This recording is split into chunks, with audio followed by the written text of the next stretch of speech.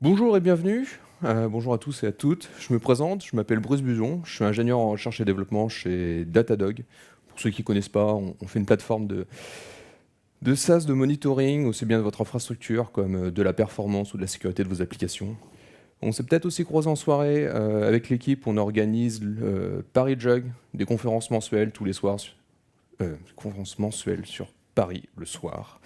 Je suis aussi développeur d'applications open source, notamment tout ce qui est lié à la sécurité et la vie privée. Là, je vous ai mis Adaway, un bloqueur de publicité de tracker que je développe. Mais si je suis présent avec vous aujourd'hui, c'est pour vous parler d'OpenTelemetry. Rapidement, dans la salle, qui utilise déjà OpenTelemetry au quotidien? Ok, quelques-uns quand même. Qui a déjà entendu parler, mais c'est peut-être encore un petit peu nébuleux, ou tu sais pas. Ok, une bonne partie. Et qui n'a jamais du tout entendu parler d'OpenTelemetry? Quelques-uns quand même. Bonne nouvelle pour vous, vous allez pouvoir apprendre un peu plus que les autres aujourd'hui. Bienvenue. Alors, rapidement, quand on parle d'OpenTelemetry, de quoi est-ce qu'on parle? OpenTelemetry, c'est un framework d'observabilité. C'était conçu pour capturer et gérer la donnée de télémétrie, et ce, de façon complètement agnostique aux outils, au back-end d'observabilité que vous allez utiliser. Donc, ce qui est important ici, c'est vraiment, ça capture toute la télémétrie et toute la donnée d'observabilité qu'on peut, que ce soit de vos VM, de votre infra, de votre DB, de vos applis. Et par contre, ça ne gère pas du tout ce vers quoi on envoie cette donnée, à savoir votre observability backend, donc comment vous allez analyser la donnée, la visualiser, ce que vous allez en faire. Ça ne le traite pas. C'est vraiment la collecte, la gestion, et après on exporte vers d'autres logiciels ou d'autres produits. Ce qui nous intéresse plus particulièrement aujourd'hui en tant que développeur Java, c'est comment je collecte de la donnée d'observabilité sur mon application et aussi comment je l'envoie sur cette pièce centrale qui s'appelle l'OpenTelemetry Collector, qui agrège toute cette donnée, la consolide et après la réexporte vers des backends. Généralement, l'échange entre les deux se fait via OTLP, OpenTelemetry Protocol, qui lui est bien défini par OpenTelemetry. Rapidement, quand on parle de données d'observabilité et télémétrie, de quoi on parle? On parle généralement de 3 signaux. Les traces, que je vais expliquer dans un instant. Les logs, généralement les logs, on connaît bien. C'est un événement timestampé, un client s'est connecté, il a passé une commande, voilà, c'est simple. Les métriques, qui sont des données numériques agrégées dans le temps. Typiquement, combien de requêtes par seconde vous êtes en train de traiter, combien d'erreurs vous avez eues sur la dernière heure, l'utilisation CPU sur les 5 dernières minutes de votre machine, ce genre de choses-là. Ça, ce sont les métriques. Et les traces, sur lesquelles je vais vraiment concentrer cette présentation, parce que j'ai 30 minutes, donc faire les 3 signaux en même temps, ça va être compliqué. Mais les traces, ça sert à illustrer le chemin que prennent les requêtes lorsqu'elles arrivent dans votre application. Que ça se propage à travers différents microservices ou différents composants, si vous êtes en monolithe, peu importe. L'objectif, c'est de montrer, mon application est stimulée, où est-ce qu'elle va dans mon architecture et où est-ce que ça prend du temps. Globalement, une trace, ça se présente souvent comme ça, un diagramme de cascade. On voit des barres, c'est appelé des spans. L'axe horizontal, c'est le temps, donc plus il est large, plus il est long. On voit là sur l'exemple que le client a fait l'appel à une API, cette API a fait appel peut-être à un composant ou un microservice d'authentication, puis il a appelé aussi une gateway de paiement. C'est parti aussi dans du dispatch. Dispatch a pris à peu près la moitié du temps de traitement de l'API, gateway a pris un tiers. Voilà, ça vous donne une vision sur comment sont traitées les requêtes dans votre architecture, où est-ce que ça passe du temps, et globalement, ça vous aide à identifier les problèmes de performance dans un système distribué ou un système un peu complexe. Dans mon cas d'usage, pour la présentation, on va rester assez simple. Je prends 2 web services. Un premier qui s'appelle Order, qui a juste une route by, ça sert à faire une commande. Un deuxième web service qui va être appelé par le premier. En chaque fois que je vais faire une commande, j'ai demandé, donc c'est un service de gestion de stock, hein, combien il y a de chapeaux, de sacs et de chaussettes. Je renvoie l'information, je fais la somme et on dit qu'on a passé une commande. Le but, c'est surtout d'illustrer un premier service qu'on appelle un deuxième. Là, il en fait 3 appels. Et l'idée, La trace que l'on souhaite obtenir, c'est ça. C'est un span parent qui vient du service order et 3 sous-spans qui viennent du service storage. Alors comment on fait ça? Alors je sais pas vous, mais moi quand je commence à utiliser quelque chose, généralement je commence par lire la doc. Et la doc me dit, tu as besoin de dépendance. Très bien. Alors ce qui est assez sympa, c'est qu'OpenTelemetry en Java vous fournit un BOMs, Bill of Materials, qui définit la liste des bibliothèques et des versions qui vont bien marcher ensemble. Donc vous l'importez, ça se passe bien. Ensuite, la doc me dit, tu as besoin de API. API, ça correspond à la définition des services et des contrats des objets d'OpenTelemetry avec lesquels vous allez interagir. OK. SDK, cette fois-ci, c'est l'implémentation de l'API, c'est ce qui fait réellement les choses. OpenTelemetry Exporter OTLP, c'est quand notre SDK va capturer ses spans et ses traces, on a vu qu'on voulait l'envoyer vers le collecteur. Donc qu'est-ce qu'on veut faire de ces spans? On veut les exporter dans quel format? OTLP, donc exporter OTLP comme bibliothèque.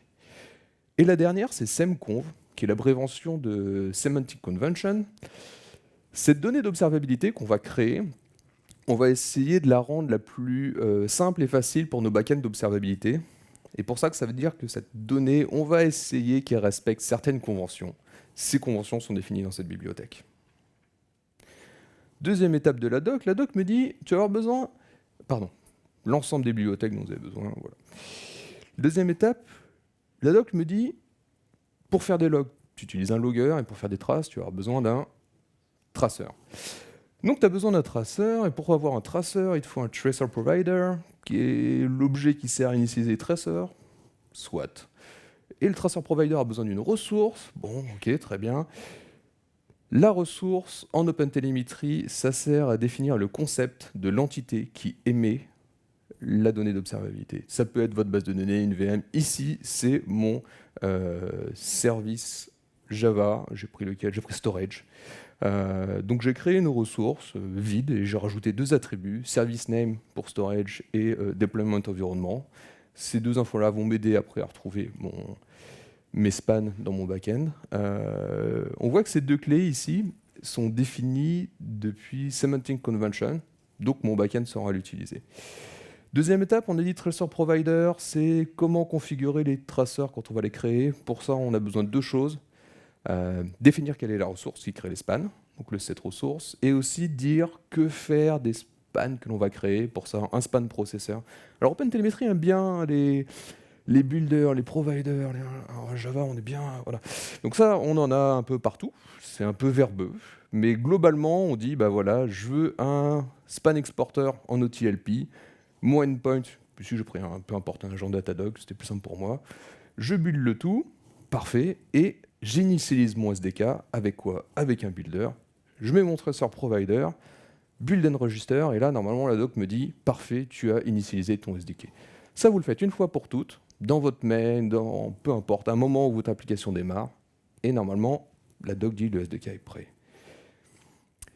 Et donc, dans mon service web storage, je peux faire comme pour les loggers, je récupère un traceur depuis une méthode statique, comme un logger, log manager get logger, ben là j'ai un get tracer. Sur ma route qu'on avait vu, donc storage / bag ou at, ou peu importe, je vais créer un span en entrée. Pour ça, je prends un span builder. Je lui mets un nom d'opération qui sert à identifier. Et ce span builder, c'est le moment où on a essayé de rajouter le plus d'informations intéressantes pour enrichir ce span et apporter de la valeur à vos données d'observabilité. Ici, j'ai juste mis le type de span, à savoir un span de type serveur. C'est une convention, c'est-à-dire que quand un client fait une requête et il attend, ça va être un span de type client. Quand un serveur reçoit une requête et la traite, ça va être un span de type serveur. Mais on a aussi producer et consumer pour les architectures event-based, message bus et choses comme ça. Voilà, il y a différents types qui vont vous aider à un peu identifier le type de span. Et quand mon builder est bien rempli, je fais un start span, ça marque la date de début du span. Je fais mon traitement, et donc ici j'ai un appel à getCount qui va vérifier combien j'ai de stock réellement, et puis je retourne la valeur. Et à la fin, je fais un span end qui marque la date de fin. ça crée mon span, et le getCount, où j'ai fait à peu près la même chose, qui est du coup une méthode interne. J'ai pris un span builder, j'ai mis un operation name qui correspond là, à la méthode, ça c'était assez clair. J'ai utilisé 7 attributes. Les attributs sont des moyens de mettre des valeurs, des données dans votre span. C'est des systèmes de clés-valeurs. Les valeurs peuvent être de tout type, même de listes. Vous allez aussi trouver des clés qui sont définies par les semantic conventions. Ici, j'ai juste mis le type d'item dont on voulait connaître le stock, mais j'aurais pu mettre plein d'autres choses. Un start span et un head span à la fin. Parfait. Donc là, je me dis, très bien, j'ai instrumenté ma route, j'ai une méthode interne, je compile, je lance mon serveur, je fais une requête, et je regarde sur mon backend, qu'est-ce que j'obtiens? Ma première trace. Pour ceux qui ne connaissent pas, c'est la vue APM de Datadog, mais pour moi, c'est plus simple parce que j'en ai au travail, donc pas besoin de monter un back-end. Qu'est-ce qu'on voit ici? Le premier span, du coup, qui correspondait à la route que j'ai instrumentée. Le deuxième span, qui était ma méthode interne. En termes de durée, c'est la même parce qu'au final, ma route ne fait que d'appeler getCount. C'est logique. Et en bas, on retrouve les attributs,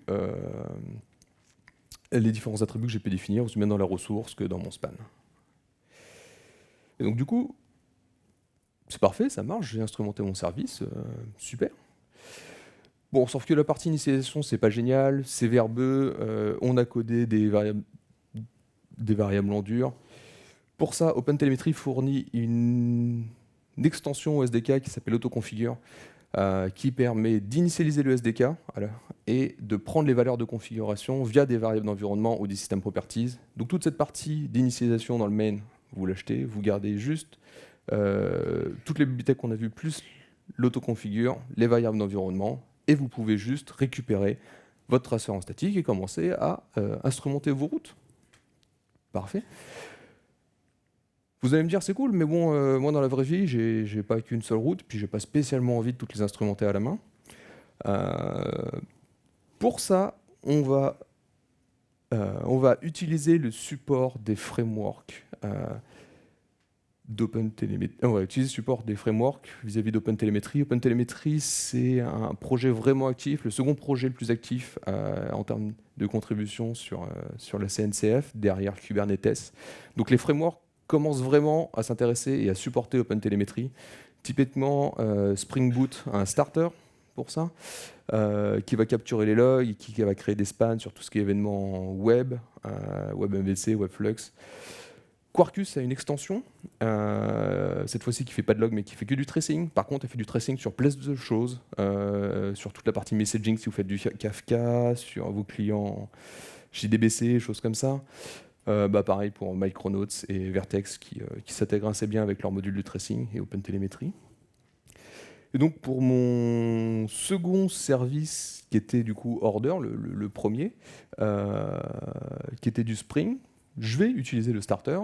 Encore une fois, j'importe le BOM.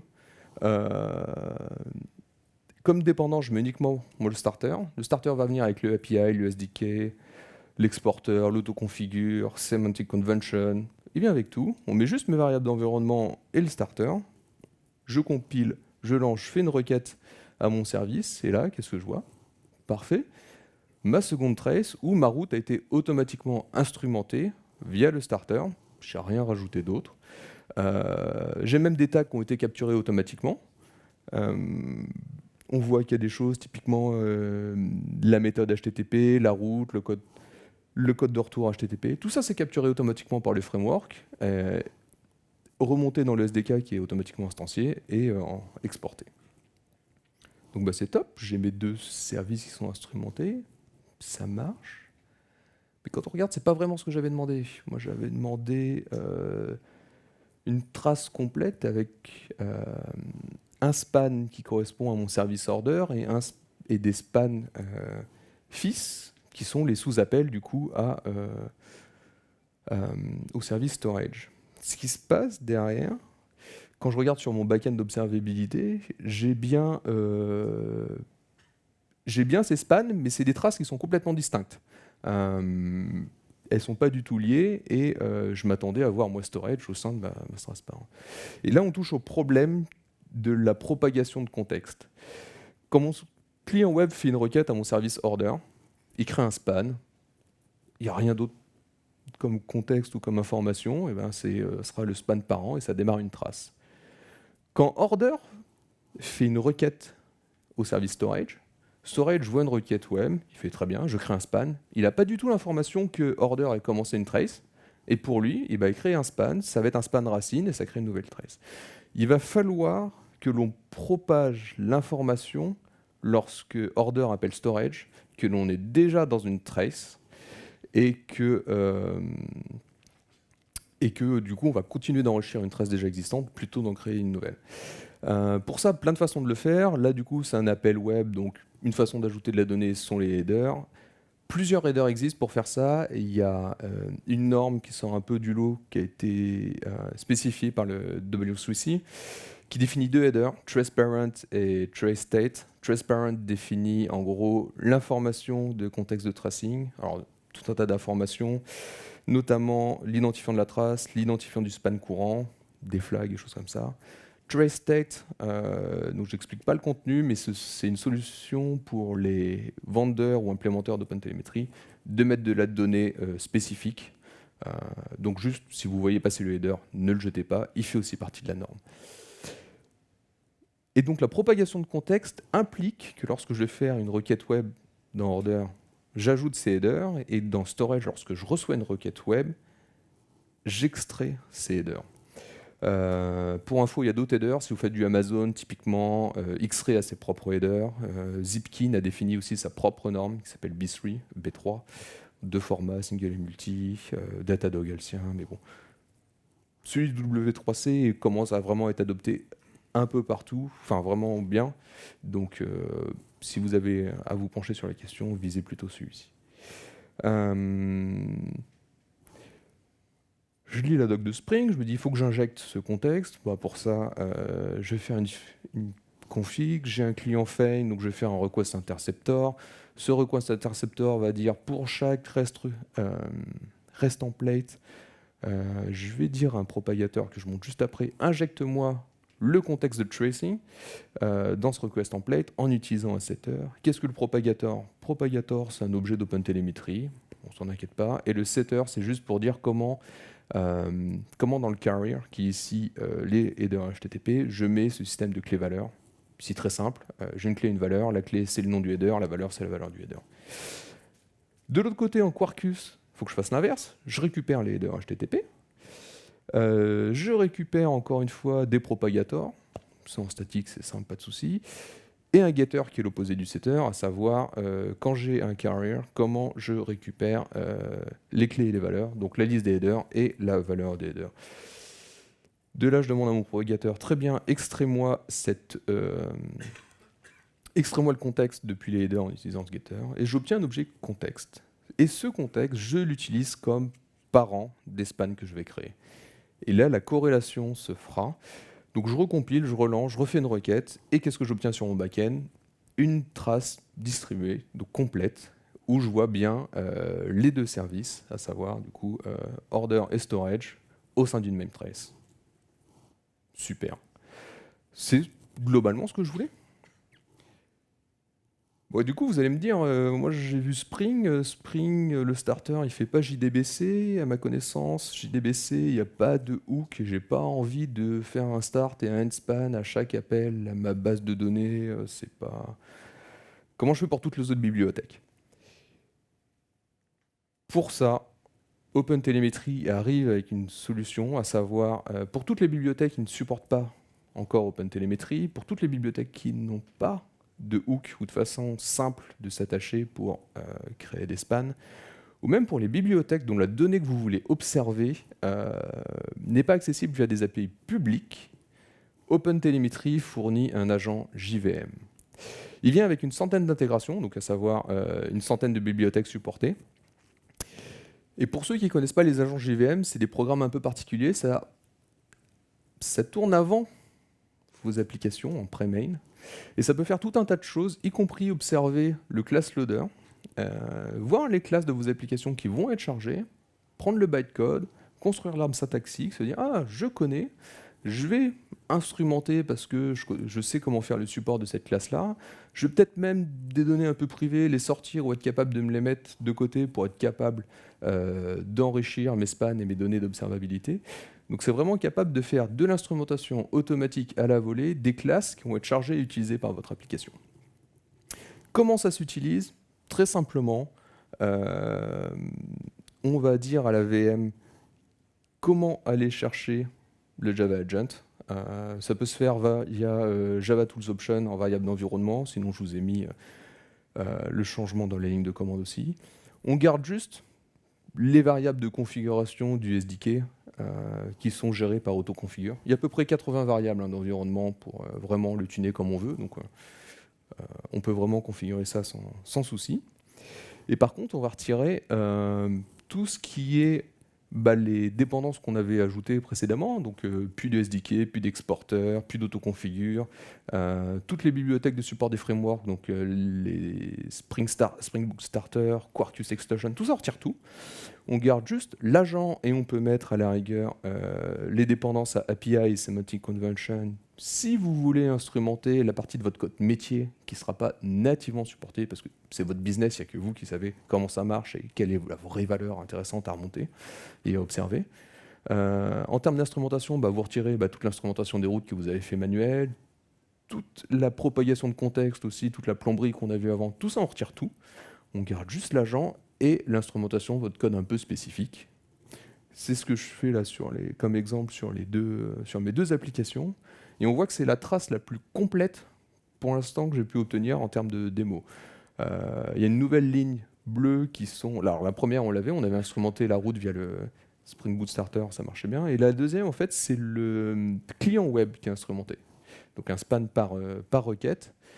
On a une nouvelle ligne jaune aussi qui est la route, qui est le serveur web de storage qu'on n'avait pas instrumenté. Encore une fois, l'agent est capable d'instrumenter plein de choses et vous donnera généralement la trace la plus complète. On voit aussi que la propagation de contexte est faite toute seule. Je sais pas, le code de propagation, je l'ai retiré. C'est vraiment l'agent qui modifie le code pour rajouter ce dont il a besoin et propager. Il connaît les serveurs web, il connaît les clients web. Il fera la propagation de contexte.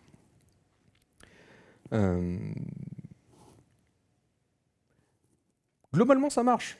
Vous mettez l'agent et ça marche de façon transparente. C'est vraiment très intéressant comme façon de faire. Ça, je vais le passer plus pour la... Voilà. En conclusion, on a vu 3 façons d'instrumenter vos applications Java. La première était d'utiliser API et SDK à la main, qui est la façon la plus... qui vous donne le plus de pouvoir. Vous allez pouvoir instrumenter comme vous voulez, finement, la donnée que vous voulez, où vous voulez. Ça vous demande une très bonne connaissance d'OpenTelemetry, ça va demander beaucoup de développement custom, ça va être particulièrement douloureux d'aller instrumenter certaines bibliothèques parce que des choses sont privées ou un peu cachées. Mais c'est la façon qui vous offre le plus de capacité. Pourquoi on l'a vu? Parce que ça permet aussi de rappeler certains concepts. Et quand les autres façons ne vont pas marcher, ou quand vous allez vouloir instrumenter vraiment votre code métier spécifique, vous reviendrez à la partie OpenTelemetry API. Et généralement, quand ça ne marche pas, c'est context propagation qui est cassé ou des choses comme ça. La seconde façon, c'est d'utiliser le support des frameworks directement. Ça donne une bonne instrumentation qui est plutôt générique. Vous allez juste avoir à instrumenter les parties un peu custom au métier de votre application. L'inconvénient, par contre, c'est que le support des frameworks va varier en fonction des frameworks. Ils ne sont pas tous égaux, ils ne sont pas tous complets. Et les signaux que vont émettre les frameworks, vous avez quasiment aucun contrôle pour aller rajouter de la donnée ou les modifier un petit peu. C'est à prendre ou à laisser, c'est généralement bon. Si vous voulez les personnaliser, vous risquez d'être coincé dans certains cas. Et la dernière option, c'est l'auto-instrumentation via agent JVM, qui donne généralement la donnée la plus complète. C'est là où vraiment la communauté fait le plus d'efforts pour apporter le support des différentes bibliothèques et des différents frameworks pour contribuer à l'agent. Encore une fois, vous gardez juste la partie instrumentation custom de votre code métier. Quelques petits points d'attention. L'agent JVM, il y a certains providers qui se basent dessus, qui en font une distribution. Ça va être la même chose, mais légèrement modifiée. Donc des fois, une configuration un peu différente ou des fonctionnalités qui changent un peu, etc. Donc vous pouvez prendre celui d'Hotel, il n'y a pas de souci. Mais sachez que certains vendors le réutilisent et le modifient un petit peu. Typiquement, Datadog, nous, on n'est pas basé dessus, mais à contrario, on supporte Native Image. Voilà. Le cas de Quarkus. Quarkus, dans la doc, va vous dire utilisez plutôt le support framework parce qu'on aime bien tourner en natif et l'agent Hotel, normalement, ne marche pas avec. Donc voilà, il y a des petites limites à l'agent ou des petits points d'attention, et notamment si vous utilisez déjà des agents JVM, notamment pour des outils de sécurité. Généralement, les VM n'aiment pas trop quand il y a plusieurs agents qui tournent et modifient le bytecode à la volée. Ça peut mal se passer. Mais globalement, c'est vraiment la meilleure solution pour vous, au moins pour démarrer et pour tester. Donc en conclusion, avant de se quitter, si vraiment votre entreprise a déjà un Hotel Collector ou si vous êtes prêt à tester n'importe quel observability SaaS provider, que ce soit Datadog ou quelqu'un d'autre, peu importe, ce n'est pas la question, mais vraiment commencer à tester OpenTelemetry, vous êtes juste à une ligne de démarrer à observer vos applications. On l'a vu, c'est juste des variables d'environnement où vous changez votre ligne Java, comment démarre votre app, et vous allez pouvoir tester immédiatement quel est l'apport d'OpenTelemetry en termes de valeur pour votre équipe et votre projet. Je vous remercie. Si vous avez des questions, il reste 3 minutes. Les slides sont disponibles, je vais les mettre très rapidement. Le code est déjà présent. Habituellement, je le fais en live coding, mais une demi-heure, c'est vraiment très court pour faire ça. Donc tout le code est disponible sur un repo GitHub. Je vous remercie.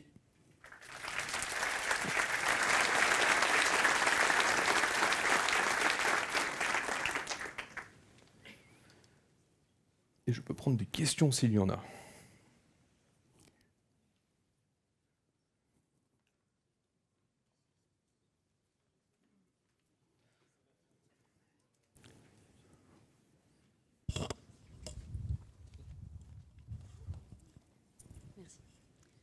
Salut, merci pour ton talk. Moi, j'ai une question. À l'époque où j'avais commencé à bosser avec OpenTelemetry, il y a quelques années, il y avait la notion de baggage qui permettait de passer des attributs de span vers les spans enfants, je crois. Quand tu distribuais... je ne sais pas où ça en est aujourd'hui. Est-ce que c'est un peu mort ou est-ce que ça fait complètement autre chose? Le concept de baggage peut servir à plusieurs choses.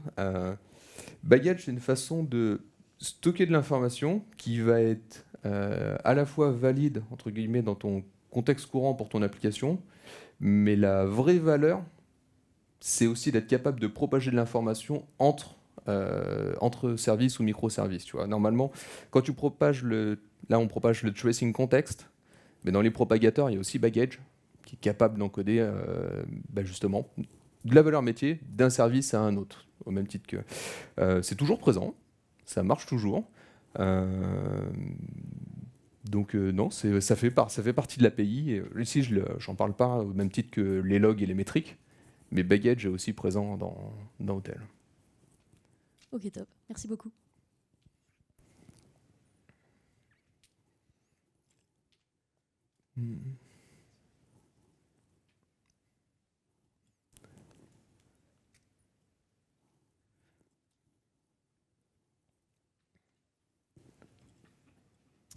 Bonjour.